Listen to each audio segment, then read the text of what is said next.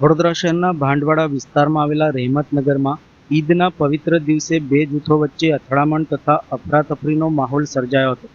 કથિત બાબા ગેંગના સાગરીતોએ એક પરિવાર ઉપર મારક હથિયારોથી હુમલો કર્યો હોવાના આક્ષેપ સાથે એક નાના બાળક સહિત 4 થી 5 લોકો ઈજાગ્રસ્ત થયા હતા. તમામ ઈજાગ્રસ્તોને સારવાર માટે એસએસજી હોસ્પિટલ ખસેડવામાં આવ્યા હતા. ઈજાગ્રસ્તોએ કુંભારવાડા પોલીસ મથકની કામગીરી સામે પણ આક્ષેપો કર્યા છે. પોલીસે સમગ્ર મામલે તપાસ હાથ ધરી છે.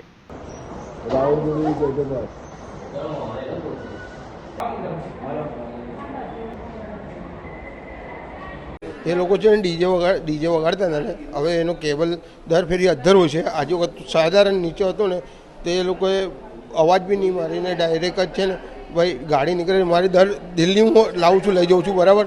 એના પહેલાં બી ડીજે લાગેલું હતું ને ત્યારે બી હું ગાડી ઘરે મૂકવા બી ગયેલો છું.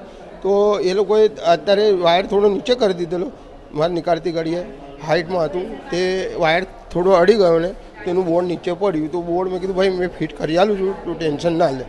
તો એ તોય છતાં બી એ બીજો જે માણસ છે ને રેહાન સ્કીમ આકાને સ્કીમ એવું કરીને મને કે એનો ખર્ચો આપવો પડે, મારું લેપટોપ તૂટી ગયું, એ તૂટી ગયું. મેં ભાઈ લેપટોપ તારો કશું બી તારું કંઈ તૂટ્યું નથી, હું ડીજે ચલાવું છું, મને ખબર. મેં જોયું ત્યાં સાહેબ ખાલી બોર્ડ તૂટેલું હતું ને એ લોકોએ બધું હાથે રહીને ફેંક્યું ને પછી કે અબ જોતા એવું કરી લે તું ડીજે કા ખર્ચાઈ જ દે. 40,000નું લેપટોપ છે, 50,000નું આ છે, આ કીટ આટલાની છે ને એવું બધું કરીને ને રેહાન કરીને છે ને હાથાપાઈવાળો તલવાર ને બલવાર બધું ગાંજો ચરસ અફીમ બધું વેચે છે ને એ માણસ આખી ગેંગ આવીને હુમલો કર્યો. એના પહેલાં બી મારામારી કરી હતી.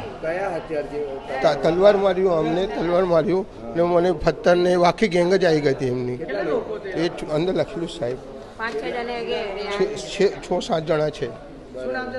મારું નામ ફિરોઝ હુસેન મંસૂરી.